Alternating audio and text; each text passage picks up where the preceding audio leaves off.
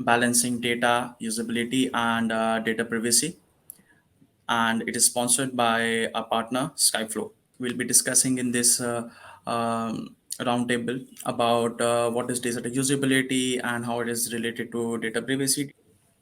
As for me, I am a director of technology in here at Tsaaro. I take care of solution implementation. I'm a Azure solution architect and a CIPM.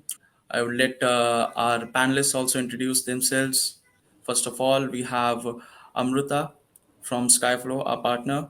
Good to meet all of you folks. I'm Amruta. I'm the Chief Product Officer at Skyflow. I've built a lot of products in the past. I was at companies such as Microsoft, Salesforce, a lot of different health startups before this as well. Thank you, Amrita. We also have Monica.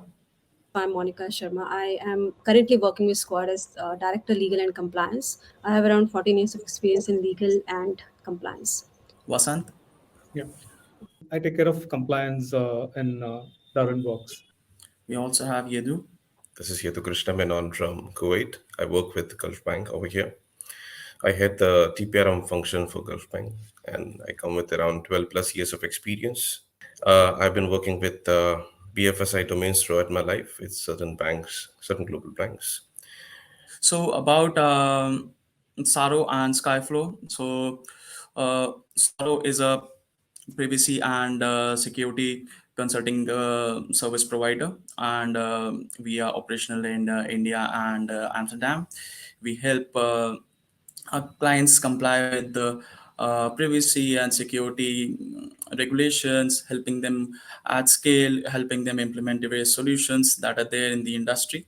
For Skyflow, I would let Amrita introduce the company. Skyflow is out there to make data privacy easy for everyone. So we have a data privacy vault that enables any developer, any company, any business out there secure the sensitive data, basically isolate, protect, govern, and use all of this data while making sure it's not compromising privacy. So, Monica, would you like to help us out with how can companies create awareness about data usability? Why do we need to create awareness, data privacy awareness? This is more important, right? How we will be creating awareness is second question. Why is required to create awareness? Because there is a cost attached to it. There is a penalty and fine, right? That's why we need to create awareness, right? Then how do we create awareness? There is a stakeholders we need to define who should be taking care of this, and then we need to do educate our stakeholders, and do some conferences, there's seminars, webinar. You need to do all those things to create awareness internally. Also, we need to do this, do some training for your folks in the company. And not only the people who are, so basically, these are the terms. When we are creating a policy, what we need to define: the data manager who will be managing these data. Is it only the IT people who are managing this data, they should be only managing it, or compliance, who should be on top of it, right? So we need to define those key stakeholders, right? So once we'll define that key stakeholders, they will be defining the roles and responsibility of each and every person managing this data owner. Every person in the company, in any organization, is the data owner for the data they are maintaining. So those key stakeholders needs to be defined. After defining the key stakeholders, we need to do all these awareness programs through which they will have to make them aware that this is required, what is not required. Do some quiz, some conferences, and ensure that everything is in place and they are doing it correctly. And there are other ways to maintain that this awareness is happening, or it is happening in a right manner or not. Do some audits and all that stuff. One No, more thing, it if is. I could add to what Monica was saying, which is completely on point, is even when people are starting to think from a technical standpoint, when you go beyond the policies and you've put everything that Monica said, there are two concepts I think that are very important for people to think: privacy by design and privacy by architecture. So even when you start thinking of every tiny feature, don't think of the whole system. Always think privacy by design or architecture, because then that gets you started from the beginning. because we all know how difficult change management is and to bring changes later. When we talk about awareness, there are I mean, I've seen certain scenarios where people are not aware what their company is doing, honestly speaking. Yeah. So if they're not aware of what their company is doing, they don't know what type of data their company will be processing, right? Or sharing, storing, transmitting to any organizations around, or what they are using and all. So it, as you correctly mentioned, if you're not penetrating to that bottom level and making people understand, or if people are not taking initiative to understand what their company is doing, everything will collapse. It's like building a building without a base. So it should start from the people. I mean, that's what we always miss. So that defines one particular point, that the business units needs to understand what exactly all other stakeholders and the interested parties, which includes their the internal people plus the third parties, can access, process, store, transmit, view, and touch. They need to be aware about it. Why is data usability so important for companies while maintaining records of personal data? So the primary factor that today we deal with is awareness to understand what type of data we have in the organization and what is the purpose for its use, for what we use in any organization, right? So in terms of awareness, one is understanding the data sets and classifying the data which needs to be, let's say, for example, a critical data or a sensitive data, what data access needs to be given to the employees, for what purposes it could be, and either for a marketing or a legitimate interest. Okay, so we need to understand the data set, what access an employee should have, what access an employee should not have, whether it can be stored in the way, a mechanism where it can be uh, retained from the system level itself without giving an access to the data to an employee. So basically, I'm talking about a restriction mechanism. And coming to the retention, like data retention, where data retention plays a major role today when it comes to legal and regulatory compliance. Okay, how long a data can be retained and for what purpose the data can be retained.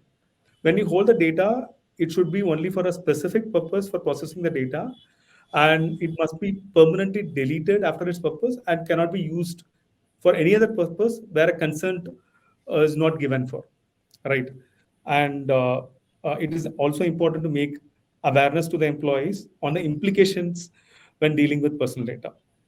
And every employee has to be aware on any violations which leads to a penalty.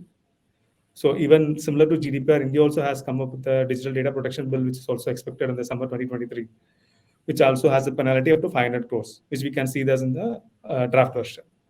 I think one more thing to think about when we talk about the why is we all know every business needs customer data. There is no Yep. way they can run their business, personalize information. It's just impossible, right?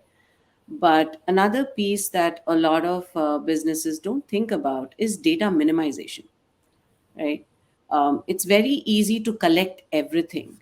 But rather than doing that, thinking of data minimization and saying, let me just collect exactly what I need is also something that needs to be forefront in terms of all the pieces that you think about with privacy. Once you even collect that minimalistic data, it's important not only to think about how you store, but making sure that the right people are getting access to the right data for the right period of time. Because at the end of the day, businesses run on trust. Your customers have to trust you, your businesses have to trust businesses. And the best way to create that trust is to make sure you're handling the data really well. And I think that is one piece that I think everyone should keep in mind. I would like to add one example here. Yesterday, I had been to ice cream parlor, and he just asked me my name and then my phone number. Of course, this is personal identifiable information, and I asked him, "Why do you need my phone number?" Right? So he said, "It's a form. It's a normal form, and I need to fill this number. It's very process." I said, "For ice cream, just to get an ice cream from you, I need to give my phone number." So they are not, so there are people who are just sitting there collecting data and they will keep selling it, right? So this is our right to say no where they have not defined the purpose. Now there is this requirement, law says that explicit consent. Why do you need this data? You have to define. And once this purpose is accomplished, fulfilled, you have to delete it. I'll add one point to what Monica just mentioned. That gives a point on access recertification or reconciliation of the access rights. Uh, when Again, I'm going to explain it from a third-party standpoint. How many of the organizations around the globe check whether a third party was given certain data? Their people might have shifted to another project, right? I mean, it is not, they might not be working on A project, they might be working on B project. How many of us check whether the accesses were disabled or they still can access the data, despite of the fact that they are not supposed to access the data, right? That access recertification is not happening.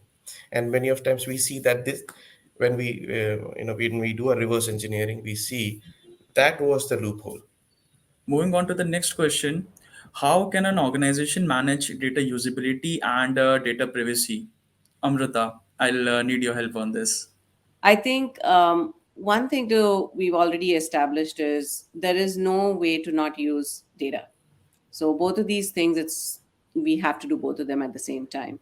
And I think a couple of things that I feel every organization can do is, starting with where our conversation started, where Monica was talking about creating awareness around the organization to make sure they understand what privacy is, getting into a privacy by design, privacy by architecture model on the technical side, making sure all the regulations and policies are kept in mind when we are architecting this, and also seek out technologies that exist to assist you in maintaining it in a way that you are not opening yourself for vulnerabilities.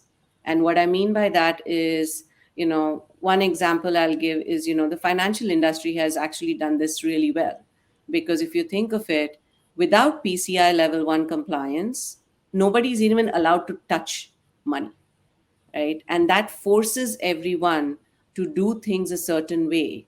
And the fines are so large that it could shut down your businesses. And that has created this forcing function for everyone to think about, okay, you know what? I'm not going to touch this data. I'm going to completely isolate it. I'm going to tokenize the data. I'm going to use tokens everywhere. I'm going to govern what's happening to the data.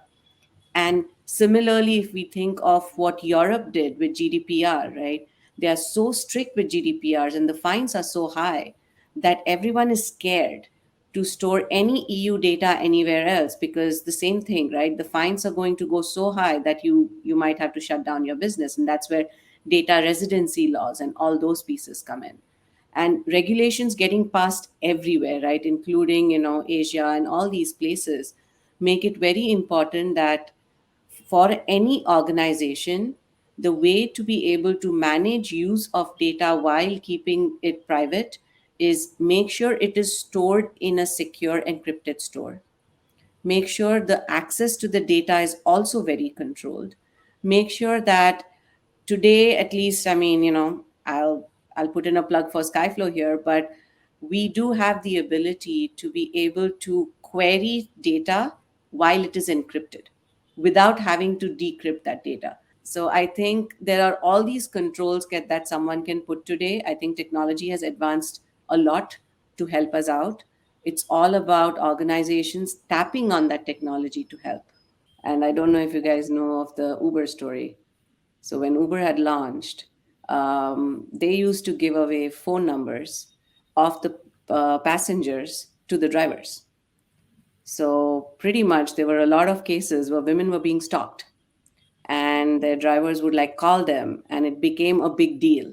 So that led Uber in actually building the tech that masks the phone numbers now, so that you get a dummy phone number when you kind of call people. So there are all these small pieces that a lot of big companies and technologies have advanced. So What are the biggest threats to the data usability in an organization? So when you say biggest threat today, so it's a combination of and access to the data, okay, and what level of access an user has, right, or an employee has in an organization. So the level of access is the biggest threat that I would feel in an organization, and also that sub processor or a third party partners or processors that you deal with, they also have access to your data. So you should need to do a privacy impact assessment for those partners to understand what level of threat they poses with with their organization to understand that. So it's a combination of multiple factors. It's not one single factor. On holistically, I would say it's a data who have access and what level of access is the biggest threat. So we can put the CIA triad here, that of course the confidentiality of the data is the prime. The data getting lost within the organization, maybe there's a data leakage within the organization, it's not going out but it's there with some lying somewhere. And if there's a request to delete the data, then you think you have done it but it's not complete.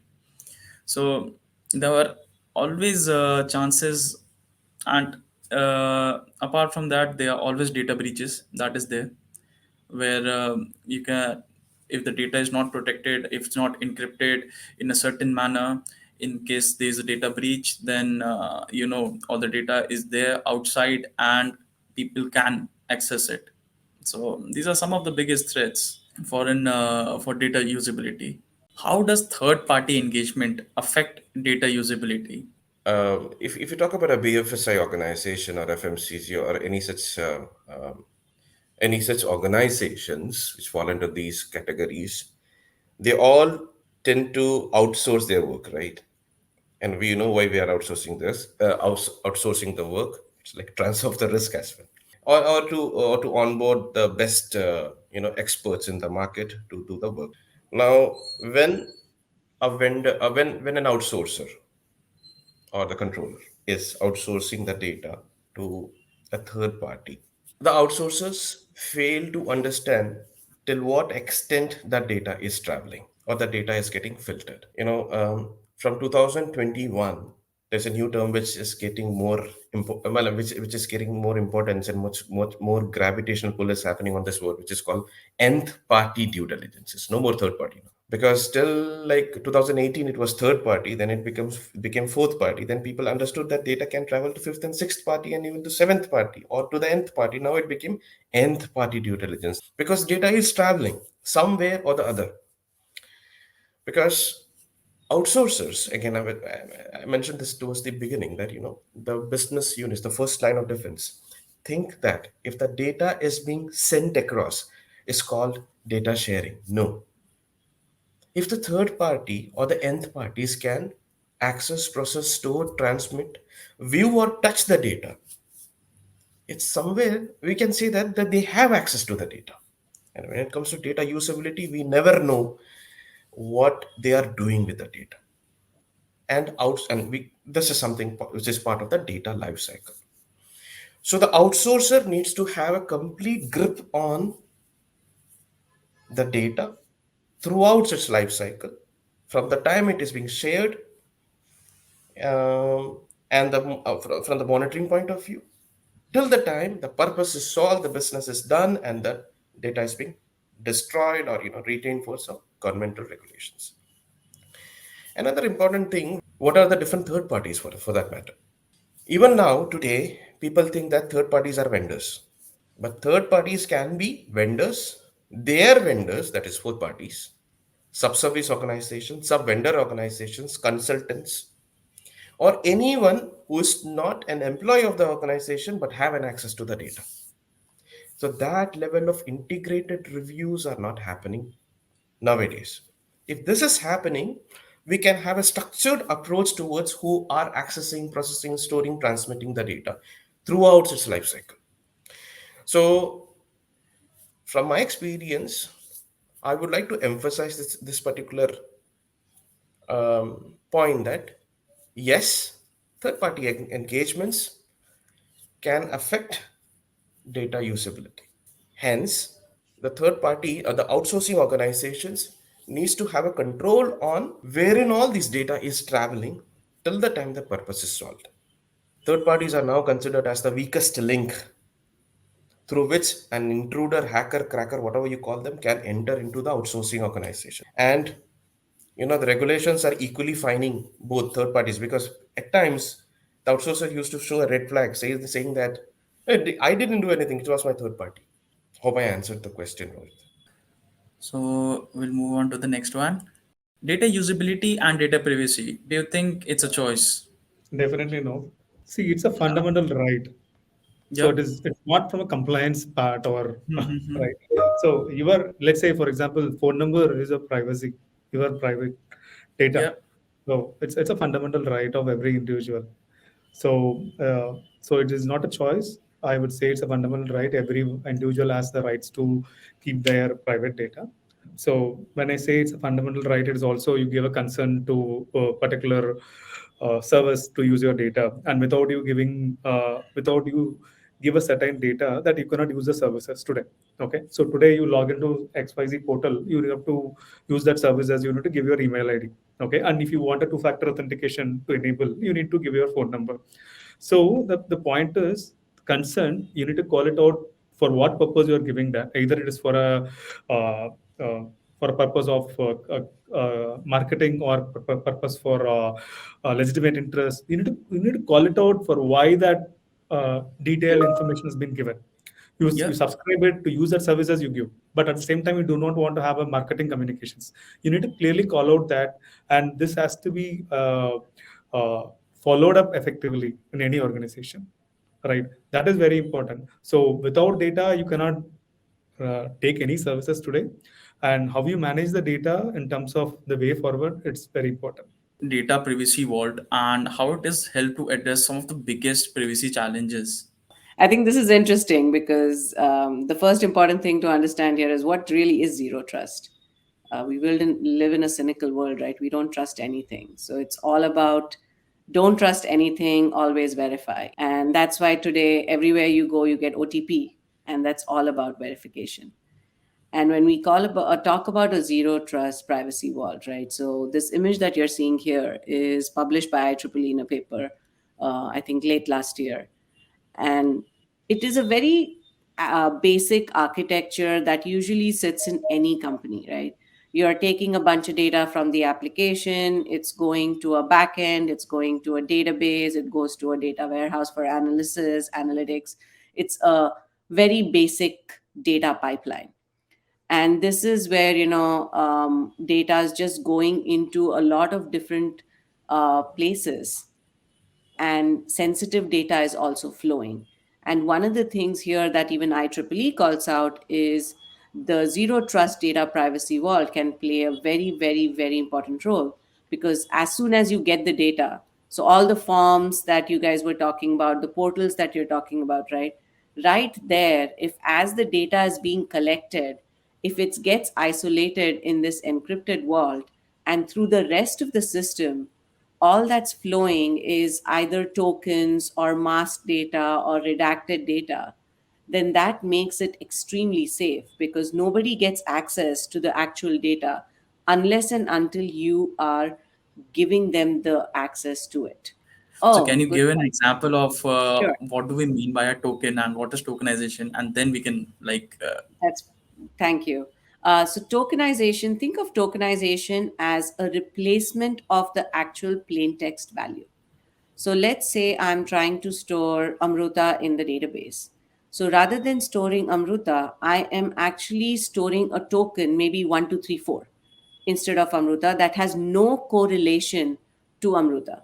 And the difference between that and an encrypted field is encryption is based on the value. So once I have the key, or even we think of hashes, people create a hash of the name where you put a salt, which means if I have the same salt, then I can rehash or unhash this whole thing and get to the plain text value.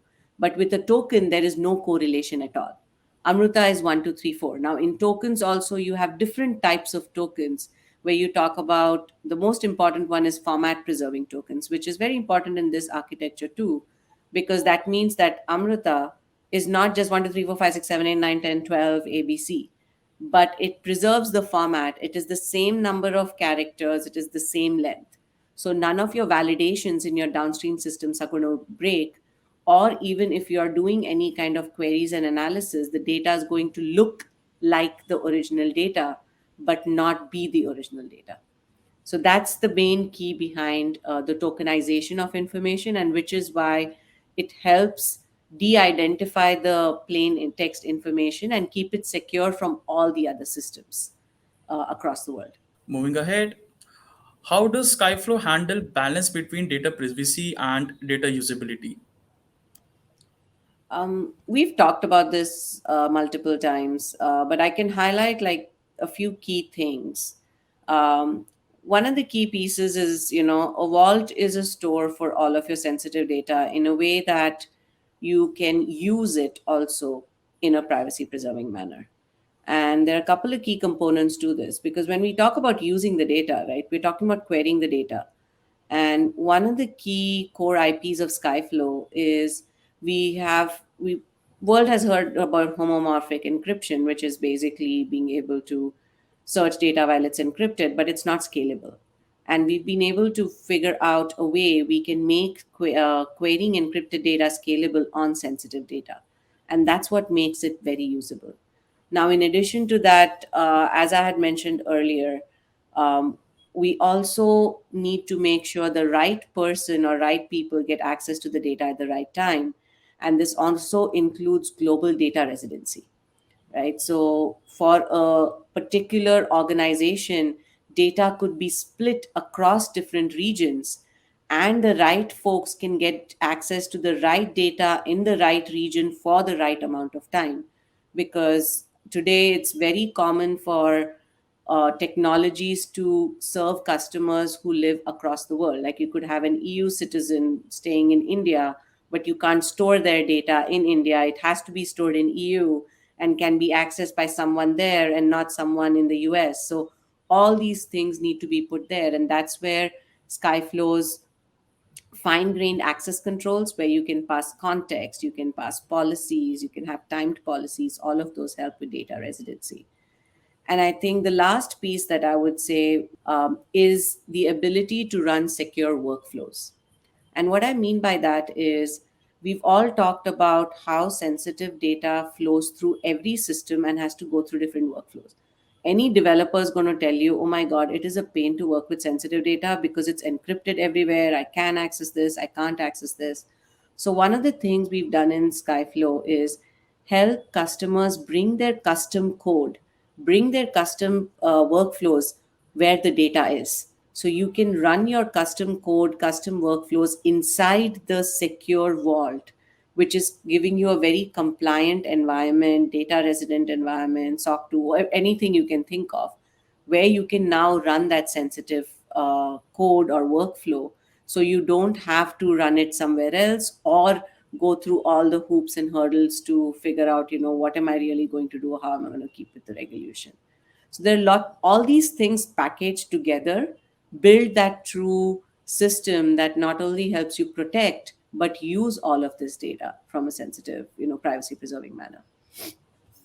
So, with this, we come to the end of our slides and this roundtable conference.